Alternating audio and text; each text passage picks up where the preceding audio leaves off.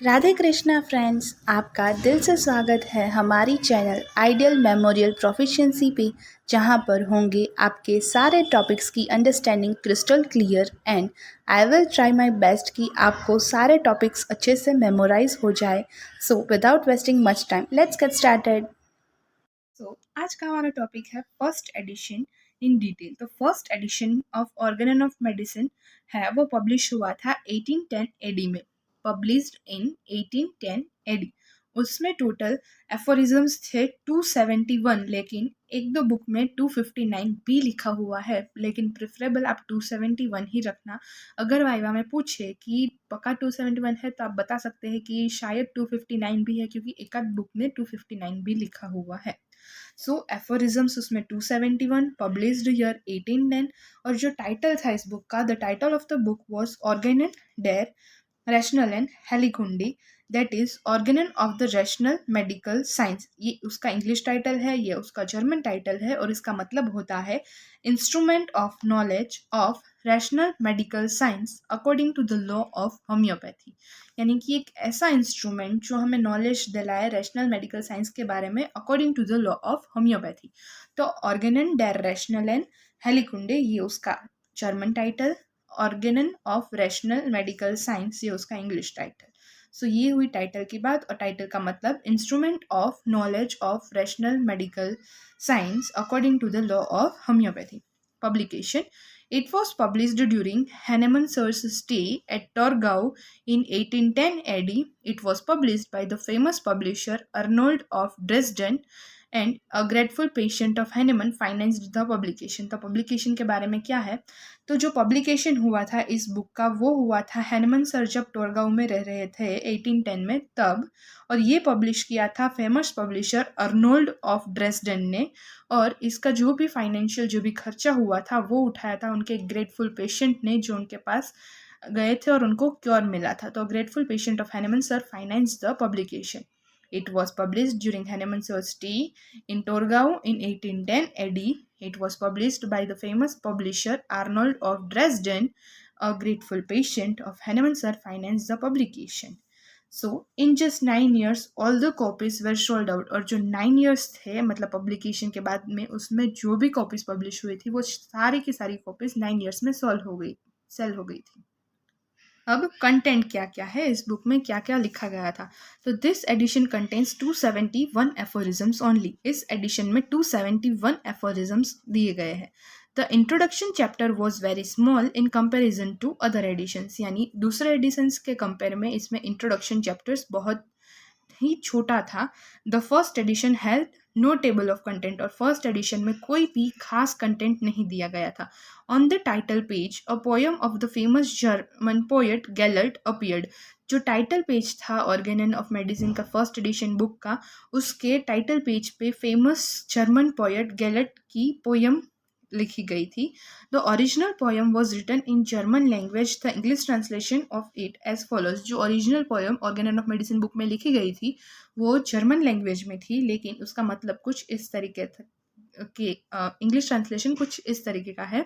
The truth we mortal need us bless to make and keep the all wish slightly covered over but did not bury deep. तो ये poem उसमें वो translation है जो poem उसमें mention की गई थी उसका। The same stanza used in the book medicine of experience in the year 1805। और ये जो स्टैंजा है वो मेडिसिन ऑफ एक्सपीरियंस बुक है जो हैनेमन सर ने लिखी थी और पब्लिश की थी 1805 में, उसमें भी ये स्टैंजा लिखा गया था। First edition introductory chapter contained some unintentional homeopathic cure mentioned in the contemporary medical books, यानी जो दूसरी मेडिकल बुक्स थी उसमें जो एक्सीडेंटल होम्योपैथिक क्योर्स थे या फिर अनइंटेंशनली जो होम्योपैथी से क्योर मिले थे वो मेंशन हुए थे, वो फर्स्ट एडिशन के इंट्रोडक्शन पार्ट में दिया गया है। It also contain the view of different authors on homeopathic cures and their possibilities in daily practice. और यहाँ पर थोड़ा बहुत दूसरे ऑथर्स है उसके क्या व्यूज़ है होम्योपैथिक क्योर पे वो भी दिया गया था, और डेली प्रैक्टिस में इसकी क्या पॉसिबिलिटीज़ है वो भी दिया गया था। ट्रांसलेशन है वो ऑर्गेनन ऑफ मेडिसिन बुक का फर्स्ट एडिशन का सबसे पहले C.E. विलर ने 1913 एडी में किया था German to English. The first translation was of Organon of Medicine first edition was done by C.E. Wheeler from German to English in year 1913 AD. So एक बार quick revision कर लेते हैं. Published in year 1810 AD, aphorisms 271, 259 optionally याद रखना है सिर्फ, लेकिन बोलना है 271.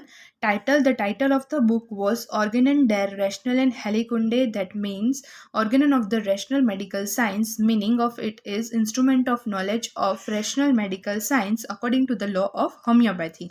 Publication. It was published during the Hahnemann stay at Torgau in 1810 AD. It was published by the famous publisher Arnold of Dresden. A grateful patient of Hahnemann sir financed the publication. In just 9 years, all the copies were sold out. Content. This edition contains 271 aphorisms only. The introduction chapter was very small in comparison with other editions. The first edition has no table of content. On the title page, poem of famous German poet Gellert appeared. The original poem was written in German language. The English translation of it as follows: The truth we mortal need, us blessed to make and keep. This all wise slightly covered over, but did not bury deep. The same stanza used in the book Medicine of Experience in the year 1805 AD, first edition, introductory chapter contained some unintentional homeopathic cure mentioned in the contemporary medical books. It also contained the view of different authors on homeopathic cure and their possibilities in daily practice. Translation was done from German to English by C.E. Wheeler in first time in 1930 AD. सो क्या क्या देखा हमने revision में? सबसे पहले publication year 1810 AD, aphorisms 271, title in German Organon डेर रैशनलन हेलिकुंडे, जिसका इंग्लिश ट्रांसलेशन है Organon of Rational Medical Science, जिसका मीनिंग है instrument of knowledge of rational medical science according to law of homeopathy.